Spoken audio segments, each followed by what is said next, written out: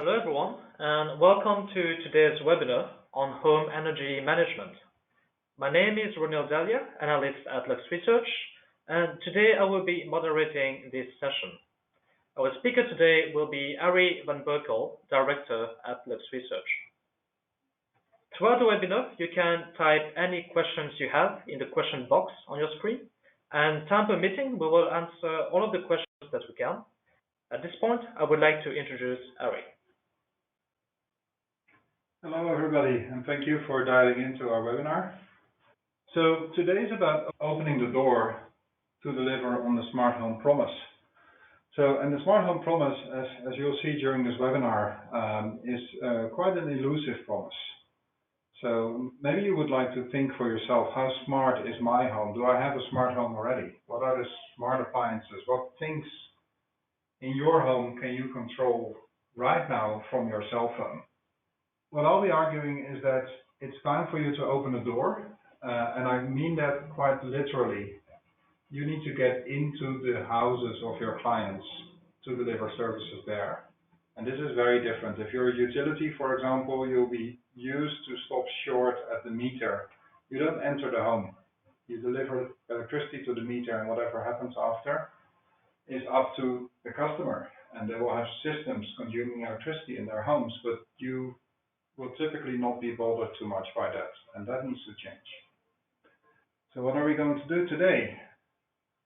We're going to look at the energy revolution, otherwise known as the energy transition, but I'm starting to use the word revolution now because this thing is accelerating, and we'll show you how it is accelerating. And so from a transition, it's gradually getting crazy and going into a revolution perhaps.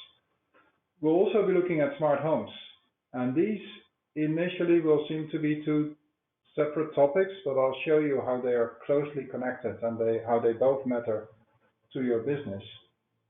And that will help you understand how to build your energy services. So with this little schematic, prepare for two parallel lines and they will merge at some point, making sense to you hopefully. The energy transition or the energy revolution. We'll be focusing a lot on built environment, but the energy transition, in fact, is a much broader movement. And you could say it started roughly already at the turn of the century, with even somewhat earlier with the Kyoto Protocol and people talking about limiting CO2 emissions. But it really gained a very different dynamics with the COP21 agreement in Paris, as everyone remembers.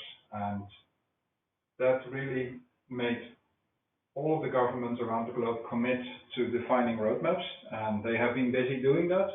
And right now, this year, 2020, really is the year when we see all of those roadmaps getting converted into regulation. The roadmaps are being implemented right now. And that paints a picture that shows a pattern of the energy transition. Right? You can see that the first concrete targets in the energy transition really are on built environment energy use, on use of energy in buildings, whether it's residential or offices or hospitality or hospitals, those kind of things. That's where the first concrete targets are there. So to give you an example, the UK has announced that newly built buildings, homes or offices, as of 2025 may no longer be connected to the gas grid. So they will effectively be decarbonized. They will still use electricity, and not all the electricity will be decarbonized, but essentially those newly built buildings there will be ready for decarbonization. The Netherlands has had a similar target already last year, where newly built buildings can no longer be connected to the gas grid. If you look at other targets, there are targets on mobility and electrification of mobility, but they're more for the next decade. And again, I'll point to the UK as an example of concrete targets. 2035, no new cars can be sold that contain an internal combustion engine. New cars that are sold need to run completely on non-fossil energy sources, limiting your choices mostly to battery, electric, or hydrogen. The complete decarbonization of the built environment, typically in most of those roadmaps, is somewhere around 2035, 2038, maybe with a short extension to 2040. And then we get a bit more, somewhat loftier targets, which are not so concrete and clear yet, but you can see most countries put targets on industry in a decade between 2040 and 2050. And you can see that the complete decarbonization of mobility is probably realized around 2045 in most of those roadmaps. And then beyond 2050, eventually, there will be no more CO2 emissions. That's the plan. So summarizing, you could say that there are waves in the energy transition, right? The previous decade was about getting ready. This decade will be about home and building energy transition, will be about the transition in the built environment. And the technologies associated with that are things like heat pumps, rooftop solar, batteries, better insulation, efficient lighting, energy management systems.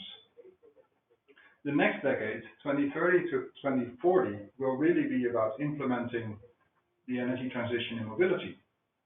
And that's about electric vehicles and it's about hydrogen, but it's also about transitioning the aviation industry and it's about changing the shipping industry. And finally, the decade of 2040 till 2050 will be really about implementing the energy transition in industry. Now, of course, things are not as clear-cut as I picture them here. Things will be a bit more messy, and I don't think anyone will stick to decades particularly, but these are the kind of waves and the order of the energy transition. And you need to act on all of those today. So I'm not arguing that you should only mind build environment energy transition in this decade. Now, you need to act on all of these axes today, and you need to be implementing in the built environments, but you need to be investing for mobility. Maybe you want to build hydrogen fueling stations, or maybe you want to build a charging infrastructure. And you need to invent for the energy transition in industry. And my colleague, who's now my esteemed moderator, Runil Dalia, is really looking into technologies that are being invented right now that will enable the industry to decarbonize fully. So today, we're talking about implement. We're talking about the built environment. And what does it mean? Well, if you look at the built environment, and this is numbers for the EU, but you'll find similar numbers across the globe. You can see that about 65% of the built environment energy consumption is in the residential space, and 35% is in the commercial space. I'll be talking mostly about residential here, and there's a clear reason for that. That is that a lot of the implementation and a lot of the management systems are absent in the residential space, whereas the commercial space has a much more mature market to implement, let's say, smart building type of solutions, because they have a long tradition of already having building energy management systems, whereas the residential space is the biggest amount of energy that's consumed in the built environment, and it doesn't have any management systems in place, typically. If you look at the energy mix, you can see the energy mix here on the right-hand side of the slide. You can see that basically around 90% of that energy mix will need to change. So we're looking at 10 years of fundamental change in the built environment, which will affect 90%, well, to be fair, 88% of the energy consumption there. And that means that there's a tremendous business challenge, either an opportunity or a threat, whichever way you choose to look at it, for people that have a business in or around supplying energy to the built environment. And you need to change your business. You actually need to change your complete business model to grab the opportunity or to defend against the threat. So how do you need to change that? Well, let's have a look at this building. This building is in Norway. As you can see, it's cold outside, apparently. It's also not too light. It's winter, clearly. And this building is a school, which was built by a company called Powerhouse. And Powerhouse develops energy positive buildings. And this is an example of an energy positive building. It's a Montessori school near Oslo. It produces annually about 30.5 megawatt hour of energy, and it consumes annually about 28 megawatt hours of energy. So it produces a net energy output to its environment. This is not the only example. If you look at Powerhouse, and I specifically point to Powerhouse here because they're active in Norway, and they're building a number of energy positive buildings. They have a portfolio of about 5 such buildings, and they're continuing to build more of them. And every next one is more energy positive than the previous one as well. And that's interesting, specifically because they're in Norway, because Norway is up north, it's very dark in winter, it's very light in summer. So they have quite a challenge of creating an energy positive building, yet they made it happen. So the built environment is really going to be a supplier of energy rather than a consumer of energy. And Norway is already showing it's possible, and disconnecting buildings from the gas grid also will force people to bring down the energy consumption and eventually to even produce energy using solar panels, for example. So if you're in the business of selling energy to buildings, you're in trouble because a building that consumes net zero energy throughout the year will likely pay you a net zero bill for purchasing energy. Granted, they still may pay you for being connected to the grid and all that, so it's not completely hopeless, but it's looking bleak. You can also take a different perspective. You can also say, well, wait a minute. It actually means that our power generation operation is moving in with our customers. The customers are the power plants, or at least they're one of the power plants. So, and that brings us to the second part where I want to talk a little bit about smart home. So remember what I told, 3 decades. This decade is about transition in the built environment, next decade about mobility and then industry.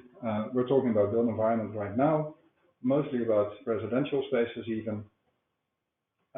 And your problem there is that if you're supplying energy, if you're selling electrons to those houses or gas to those houses, that is going to be a less promising business, and you'll need to find a different business. So now for something completely different, smart home. We looked at smart home, and we looked at smart home energy management back in 2015, we being Lux. So let me take you back to 2015, when we had a very different style guide and very different colors. So we kind of show you here, this is the flash guide, right? It's black and white. But the point here is, back in 2015, we said the smart home really lacks mass appeal.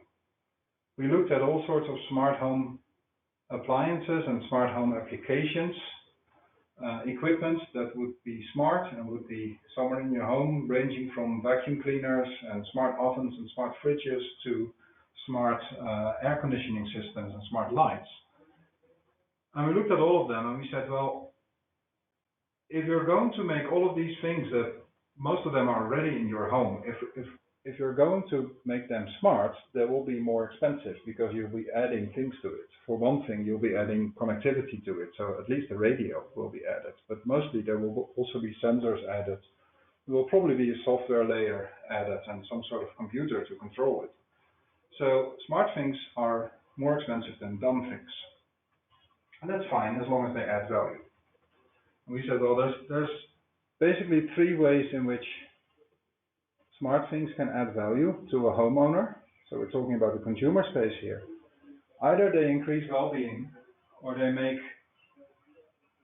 energy consumption more efficient, or they increase security.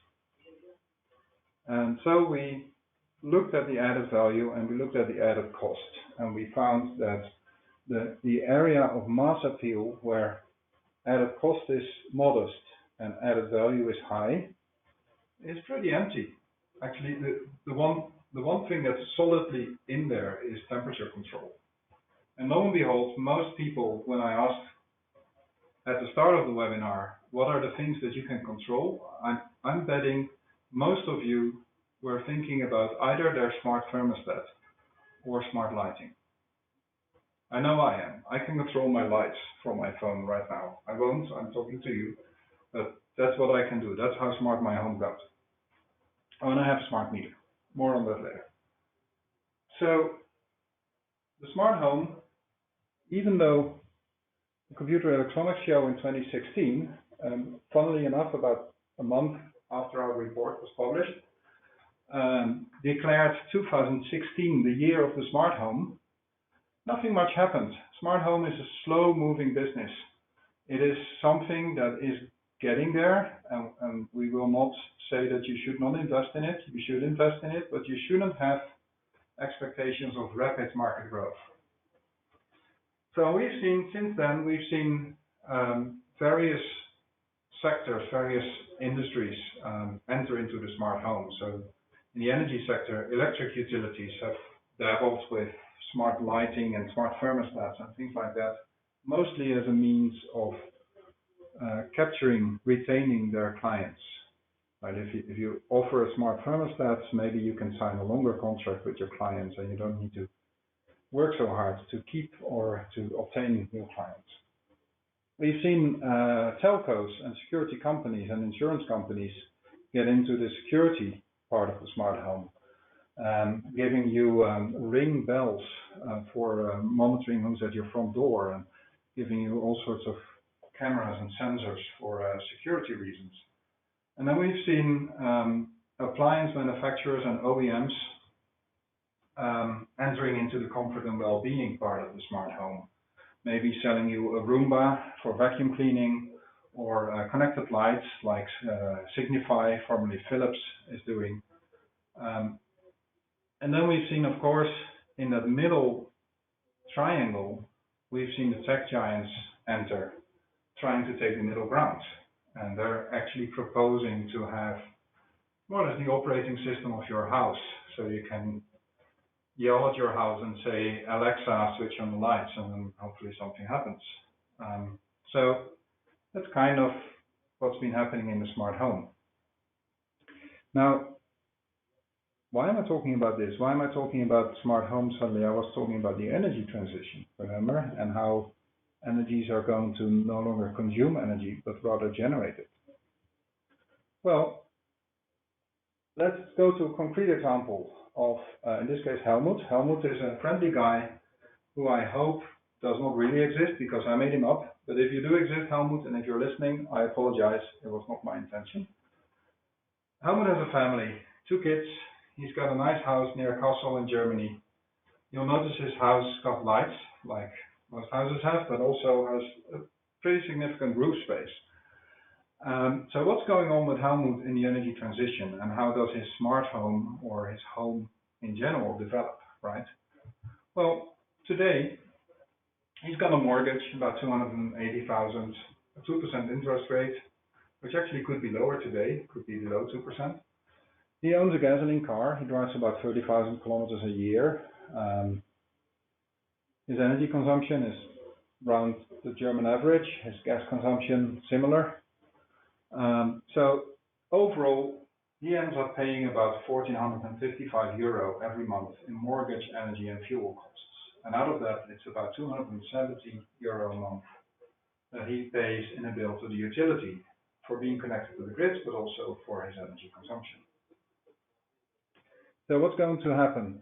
Well, he'll get an offer from his utility or maybe from his municipality to be more energy efficient and to turn his house, which is a relatively modern house already, into a net zero energy house or better. So he'll do that. And he'll move from his base case, which has a distribution of this type for his costs, to another case where he'll invest about 35,000 euro and make his house energy neutral. And by that time, his utility bill doesn't completely disappear. This is a simplified version because he'll still have a grid connection, but most of his utility bill will disappear. And he will trade it in for mortgage, obviously, which is good because now it's an investment in an asset rather than a consumption. So this will happen about 4 years from now. And already you can see companies like Vegatech, for example, who are offering services just like this. So 6 years later, 7 years later, he needs a new car and it will be an electric vehicle. Now at that point, he doesn't cope with his energy production at home anymore. He needs to buy a bit of energy, but he doesn't need to buy fuel anymore. So by 2035, at the end of this decade, Helmut is spending most of his monthly expenses for living, utility and fuel just on the mortgage. He's no longer buying any fuels. He's spending a significantly less amount on utilities, and overall, he will be spending 150 euro a month less than he did 10 years ago on all of it together. So what happens to the 150 euro a month? Where does he spend it on, and where does that money go? And that's where the smart home comes in, because he could be spending it if any one of you has a compelling offer to him. He could be spending it on making his home more comfortable, more secure, and more energy efficient using smart home technology. So that's the bonus that is there to grab.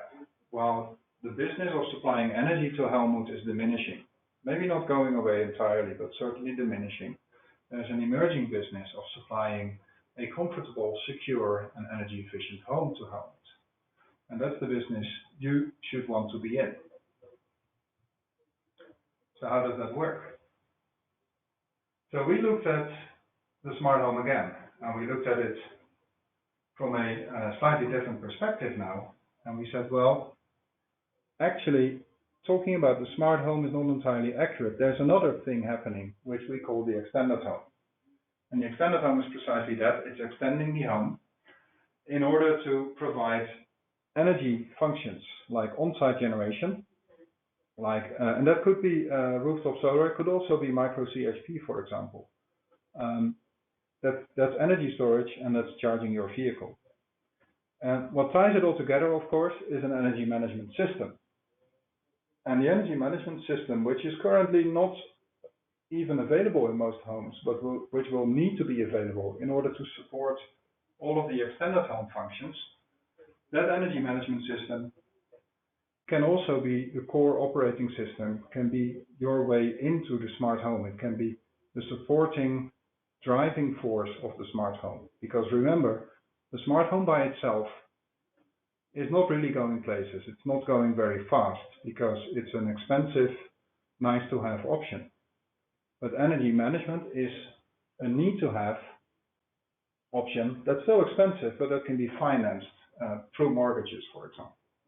And this is where we think this area is headed. People will primarily invest in extended home functionality. They will create an energy management system. The energy management system will unlock and enable smart home functionality. Once you have that, it will be so easy and it will be so natural to add smart home functionality that that's the avenue it will take. So who can do that? We looked at that, and we looked at the large tech companies, for example. And then if you look at how flexible those large tech companies are and who's actually not just in the smart home, but also in the extended home, you can see that Google and Alexa have some functionality on EV charging, but they don't have anything on the other parts of the extended home. We also looked at appliance manufacturers and equipment OEMs, right? And basically, if you look at Honeywell and Daikin, who make things like heat pumps, for example, they have a good amount of offerings, again, in the smart home, but not really in the extended home. And the only one that covers all the bases there is Schneider Electric. So in order to understand that fully, we added another dimension, and we added the dimension of local presence. The reason is an extended/smart home system is a complicated system, which requires a lot of installation and requires someone to be actually in your home to install these things. So look, and these people need to be a trusted party. And if you can see on that diagram, you really want to be in the upper right-hand corner here, which is where Centrica is. You can also see how a company like Enel, who's really in the left of this diagram, can quickly gain traction in this field by partnering. So if we imagine Enel partnering with Google or with Amazon Alexa, you can see how they can make great progress and can suddenly become a leader in the space. So this space is highly fluid, and through the right partnerships, you can quickly grab the attention and grab a big part of the market if you manage to partner with the right people. Just a couple of case studies, just a few examples, right? Here's one that combines convenience with an energy management system and on-site generation. And in this case, it's LG with SunVerge. And LG, of course, adds the convenience and the on-site generation. SunVerge supplies the energy management platform. And this is a actual partnership that's happening right now, and that will progress both parties together to be more prominent. One that encompasses almost all of these functionalities, with the exception of security and EV charging, is the combination of Sonnen and Lumin, where Sonnen really provides the energy management system, and Lumin extends that into a home automation platform. So now this really is the extended home as represented by Sonnen, which finds the smart home as represented by Lumin. So if you want to retain your piece of the cake, or if you want to have a piece of the cake in the built environment, and that's the cake that's being baked in the energy transition, so the cake of 2031, you will need to build a service ecosystem. You'll need to open the door to deliver on the promise of the smart home, and that will create a compelling offer to clients, both on the energy level, but also on the level of comfort and quality of life. And to do that, I really invite you to look at our smart home technology page on our member site, where you'll find this market map, or maybe not even this market map, because our market maps are updated real time, so maybe there's already some changes there. It will keep track of it, and you can see what are your partners, who to call next. When you get out of this webinar, who are you going to call to partner on resource management, on housekeeping, on entertainment, you name it. Just summarizing, supplying energy to homes is a business in turmoil, and it will be very different in 2030 compared to today. Specifically, homes will need less energy, but they will require a lot of management because home systems will become very complicated. Utilities can play a major role, and actually we think, and let me be clear on this, we think utilities have the best position currently to grab leadership in the smart home, because they own the one piece of software, the one operating system that is absolutely essential to everyone. And it all starts with the smart meter. But it doesn't mean that utilities will be the leader in the smart home, because there are more active, more aggressive parties out there, like Google and Alexa and like Apple. And you need to be able to beat them, and you are able to beat them if you're a utility, but you need to do something about it. And finally, the something you need to do about it is to form the right partnerships. And you need to start to do that now. As you will implement those energy systems, the smart home people can tag along and build a compelling offer. That's it for today. I noticed Renil was looking nervously at me already. It must mean that there are many questions. Renil, do we have any? Thank you, Harry. If you have a question, feel free to type it in the question box, and if we don't get your question, Lux will reach out to you and get in touch shortly after the webinar. So, Harry, one question that already came in towards the end of your webinar is about the commercial space. You've spoken almost exclusively about residential buildings, but can the same concepts be applied to commercial buildings as well? Yeah, that's a good question. I'm glad someone asked it, because we didn't talk a lot about commercial buildings. So there is a smart office building being developed, and there's all sorts of smart appliances there in any commercial building. Examples would include what if your and this is already happening, right? This webinar, as it's being recorded, I can get a transcript of it. And that is, if the software managed to make sense of my accent, which is unlikely. But suppose it did, I can actually get a transcript of it. So that means you're looking at office buildings that could take minutes of your meetings for you. And all those kind of really useful productivity enhancing things are being developed for offices. So that's one thing to note, is that we think in commercial buildings, the smart building concept actually has more traction because there's a higher added value. That's more obvious. The other thing is, I mentioned that the energy management system is the core of the operating system of a smart home. And the same is true for commercial buildings. The difference, though, is that commercial buildings often have an energy management system in place already. Those systems exist, and they are indeed acting as the core to build on additional functionality for the smart building, for the smart functionality. And what it means is that that is a very important market for you to also consider, but it will be harder to get in because there's an incumbent industry, incidentally, also serviced by the likes of Schneider Electric and Honeywell, that already owns the core part of the system. So in that case, your strategy needs to be different, and you need to take a different approach, and you need to start working on commercial buildings together with the people that now already have the management systems, the energy management systems for those buildings. Thanks, Eric. So one last and interesting question that came in is about telecom and internet providers. Do they have a role in this transition that you spoke about? Clever people on the phone. I mentioned telecom, I think only once in the presentation, where I said they were doing something around security.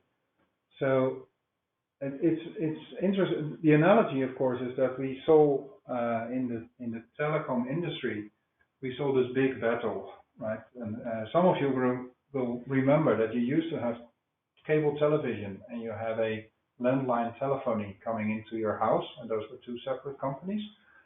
And then the internet happened, and both were offering internet services, and there's a big battle between them and mergers, and now voila, you're getting probably television, cable television, landline telephony, if you still have it, and internet from one supplier. So, and that's why we also think that the smart and extended home will also likely end up with one supplier. People like to deal with one trusted party, and they don't like to be in the middle of several suppliers that are accusing each other. So would that one supplier be a telco? They're not in a good starting position from my point of view, because they don't really have a launching pad for creating that operating system for your home. On the other hand, they are more used to providing services. They are more used to servicing complicated technical systems inside your home. So they may well attempt to get into this space. And therefore, I wouldn't be surprised if you can see a lot of partnerships happening between energy companies and telcos in order to have a very strong proposition to the consumer. So don't discount telcos necessarily. Make sure you keep an eye on them, and you should partner with them probably when that is needed for you to supply the services. Thank you, Eric. So in the interest of time, we'll have to conclude the webinar for today. The slide presentation and recording from this webinar will be sent to all attendees via email today. And after leaving the webinar, you will be prompted to complete a survey on today's presentation. And we would really appreciate any feedback that you may have to help inform and improve our future webinars. So thank you all for joining us today, and have a great day.